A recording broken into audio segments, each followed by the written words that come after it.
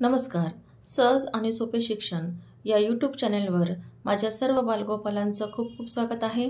आज आपल्याला standard 7 general science यातील chapter number 7 motion force and work यावरील पार्ट 2 बघायचा आहे. ज्या विद्यार्थ्यांनी पार्ट 1 बघितला नसेल त्यांनी तो बघून घ्यावा. Page number 47. Average velocity and instantaneous velocity म्हणजे सरासरी वेग आणि तात्कालिक वेग. The velocity of an object can change even while it is moving along a straight line. मग एखाद्या ऑब्जेक्टची व्हेलॉसिटी ही चेंज होत असते जरी ती सरळ रस्त्याने जात असेल तरी. Suppose that a truck is covering a distance of 40 kilometre from A to D. या ए टू डी ह्या स्ट्रेट लाईनवरून ती ट्रक जात आहे. That is its displacement will be 40 kilometre. मग तिचं डिस्प्लेसमेंट किती होणार आहे? 40 किलोमीटर ए पासून डी पर्यंत. If it requires all together 1 hour for this, it's average velocity is 40 kilometre per आवर. जर या ट्रकला 1 तास लागत असेल तर तिची ॲव्हरेज व्हेलॉसिटी काय असणार आहे? सरासरी वेग 40 किलोमीटर पर आवर म्हणजे एका तासाला ती 40 किलोमीटर एवढं अंतर कापते. However, if the truck transfers the 10 kilometer distance AB in 10 minutes. AB हे डिस्टन्स कव्हर करायला तिला 10 मिनिट्स लागतात ट्रकला आणि ते डिस्टन्स किती आहे? 10 किलोमीटरचं. BC in 20 minutes. BC हे अंतर आहे 10 किलोमीटरचं, त्याला 20 मिनिट लागतात. And CD in 30 minutes. CD हे 20 किलोमीटरचं डिस्टन्स आहे, त्याला 30 मिनिट्स लागतात. Then velocity for the distance AB in kilometer per hour is equal to 10 kilometer upon 10 minutes. 60 kilometer upon 60 minutes. मग हे आन्सर कसं आलं? तर हे डायरेक्ट तुम्हाला समजणार नाही, तर आपण ते कॅल्क्युलेट करून घेऊ. बघा, आधी फॉर्म्युला लक्षात ठेवा. Velocity is equal to displacement upon total time.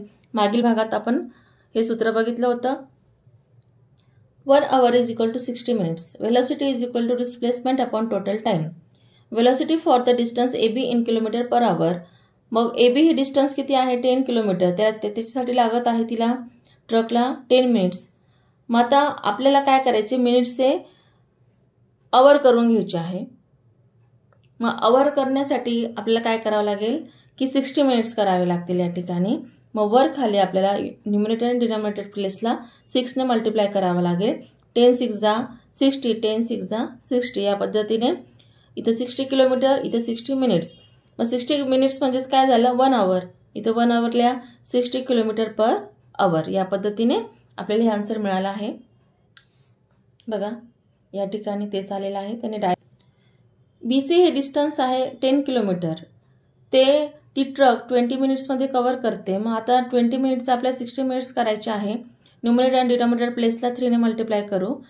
10 3 जा 30, 20 3 जा 60. 30 kilometre upon 1 hour. 60 minute is equal to 1 hour.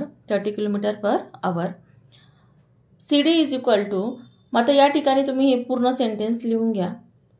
Velocity for the distance BC in kilometre per hour, CD in kilometre per आवर, हे पूर्ण लिहून घ्यायचं.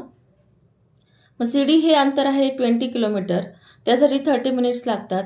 20 मल्टिप्लाय बाय 2, 30 मल्टिप्लाय बाय 2, कारण आपल्याला 60 करायचे आहे. 22 जा 40 किलोमीटर, 32 जा 60 किलोमीटर. मग 60 किलोमीटर झाले 1 hour 40 किलोमीटर पर आवर. हे आपल्याला आन्सर मिळालेलं आहे. या पद्धतीने त्यांनी पुढे सांगितलंच आहे आपल्याला की BC आणि CDचे जे काही व्हेलॉसिटीज आहे त्या काढण्यासाठी. Now reduce the velocities for the distance BC and CD. हे आपलं काढून झालेलं आहे. We see that the velocity of the truck is different in different segment of the road AB, BC and CD. AB, BC आणि CD ह्या तिघही ठिकाणी तिची velocity काय? ॲव्हरेज व्हेलॉसिटी ही डिफरंट आहे. However, the average velocity for the entire route AD is 40 km per hour. पण पूर्ण रस्त्याची जी सरासरी काढली तर ती किती भरते? 40 km per hour. The velocity at a particular moment of time is called instantaneous velocity. ही आहे इन्स्टंटेनियस व्हेलॉसिटीची डेफिनेशन. एका विशिष्ट क्षणी असलेल्या वेगाला तात्कालिक वेग असे म्हटले जाते. The instantaneous velocity can be different at different time. मग ती जी काही तात्कालिक हा जो व्हेलॉसिटी आहे किंवा वेग आहे तो वेगवेगळ्या वेळेला वेगवेगळा असतो. Acceleration. In the previous example, the truck covered the distance AB at a velocity of 60 km per hour, BC at 30 km per hour and CD at 40 km per hour. आपण याचं कॅल्क्युलेशन केलेलं आहे. It means that the velocity for the distance CD is greater than that of the velocity for the distance BC. From the number of seconds required for this change in the velocities take place, the change in velocity per second can be deduced. This is called acceleration. मग हे आहे acceleration definition. The change in velocity per second can be deduced. This is called acceleration. प्रति सेकंदात होणारा वेगातील बदल काढता येतो त्याला त्वरण असे म्हणतात. What is the cause of acceleration? मग हे त्वरण कशामुळे घडतं ते आपल्याला पुढे बघायचं आहे. You know that the truck driver increase or decrease the velocity of the truck by means of the accelerator. मग ॲक्सिलेटरच्या साहाय्याने म्हणजे त्वरकाच्या साहाय्याने जो ट्रक चालक असतो तो त्या ट्रकचा वेग कमी जास्त करत असतो. You might have seen a toy car that run on a clockwork spring which it is release on a flat floor. After winding up the spring it goes in the straight line. मग आपण खेळण्यातली चावी देऊन सोडण्याची जी खेळणी असते ती बघितलेली आहे. स्प्रिंगवर चालणारी खेळणी. When it is released on a flat floor, after winding up the spring, it goes in a straight line. However, when it is hit on one side, it changes direction and keep going. जर तिला एका साइडने आपण तिला hit केलं किंवा तिला काही धक्का दिला तर ती तिची दिशा बदलते. If it collides into a wall, it stops. आणि ज्या वेळेला ती एखाद्या भिंतीवर धडकते ती थांबते. It means that its velocity changes.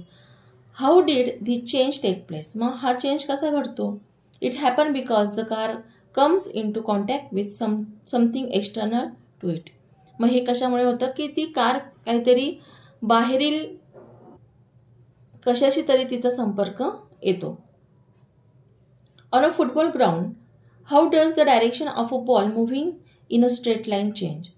मग फुटबॉल ग्राउंडवर जो बॉल सरळ जात असतो तो कशामुळे त्याची डायरेक्शन बदलतो तर दुसरा प्रतिस्पर्धी जो असतो अपोजिट जो खेळाडू असतो तर तो त्याला हिट केल्यामुळे त्याची डायरेक्शन ही बदलत असते. मग हे कशामुळे घडतं तर फोर्समुळे. We see some player changing its direction by kicking it. When its direction changes, the velocity of the ball changes. That is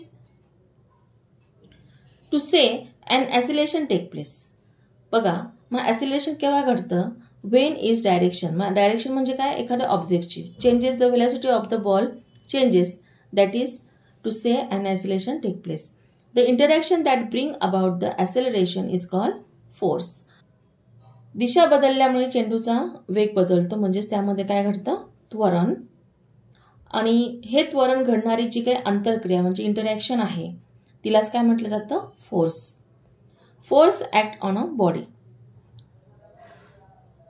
the unit of acceleration is metre per second square. Verify this. मग आपण इथे verify करून घेऊ. Velocity is equal to displacement upon total time. मग याचं unit आपण बघितलं होतं मीटर पर सेकंड मागच्या भागामध्ये. Acceleration is equal to change in velocity upon time. मग चेंज इन वेलोसिटीचं युनिट आहे मीटर पर सेकंड. टाइमसाठी पुन्हा second. So it is metre per second square. So we verify it. Force and acceleration. बल आणि त्वरण. Take a glass marble and let it roll on a big smooth table top. मग एका गुळगुळीत पृष्ठभागाच्या टेबलावर काचेची जी काही गोटी असते ती घरंगळत जाऊ द्यायची आहे. After some time its velocity will decrease and its will stop. काही वेळानंतर तिचा जो वेग आहे तो कमी होईल आणि ती थांबेल. On a carrom board to the carrom coin push by a striker will move forward some distance and then come to stop. आणि कॅरम बोर्डवर सुद्धा ज्या काही कॅरमच्या कॉईन्स असतात त्या स्ट्रायकरमुळे पुढे जातात आणि काही वेळानंतर त्या थांबतात. If the coin is push after applying talcum powder to the carrom board it will keep moving for a longer time and then come to a stop. मग आधी कावर थांबत होती ती, तर तिचं जे काही घर्षण होतं, फ्रिक्शन होतं त्या सरफेसवर, त्याच्यामुळे ती जी काही कॉईन आहे ती थांबत होती. पण जर आपण त्याच्यावर टॅल्कम पावडर टाकली तर तिला स्मूथ असं सरफेस मिळतं आणि त्यामुळे तिथं फ्रिक्शन होत नाही, घर्षण होत नाही, म्हणून ती लॉंगर टाईमसाठी तिची मुव्हिंग ही क्रिया चालू राहते. What can we infer from this? याच्यावरून आपल्याला काय माहिती मिळते किंवा काय लक्षात येतं बरं? The velocity of a coin decreases due to the force of friction. मग व्हेलॉसिटी ही कमी होते फ्रिक्शनमुळे. And the coin stop. If the friction between the carom board and the coin is reduced, the coin keep moving for a longer time. परीक्षेला प्रश्न विचारला जातो की कॅरम बोर्डवर टेल्कम पावडर अप्लाय केली जाते, त्याचे हेच रिझन आहे. It would mean that if no force of friction is acting on a moving body, it will keep on moving with a constant velocity. मग कोणत्याही प्रकारचं घर्षण बल कार्य करत नसेल तर ती एका कॉन्स्टंट व्हेलॉसिटीने म्हणजे स्थिर अशा वेगाने ती पुढे जात असते. The scientist Sir Isaac Newton was the first to study force and the resulting acceleration. बल आणि त्यामुळे घडणाऱ्या त्वरणासंबंधीचा जो अभ्यास होता तो प्रथम सर आयझॅक न्यूटन या शास्त्रज्ञांनी केला आहे. तर या ठिकाणी आपला हा भाग 2 संपला आहे. उद्या आपण Newton's first law of motion हा 3rd पार्ट आपण पुढील भागात बघू. अजूनही माझ्या ज्या विद्यार्थ्यांनी माझ्या या सहज आणि सोपे शिक्षण यूट्यूब चॅनलला सबस्क्राईब केलं नसेल त्यांनी कृपया सबस्क्राईब करून घ्यावा, जेणेकरून तुम्हाला माझे पुढील व्हिडिओ बघायला मिळतील. लाईक करा, शेअर करा आणि तुम्ही हा व्हिडिओ बघितल्याबद्दल धन्यवाद.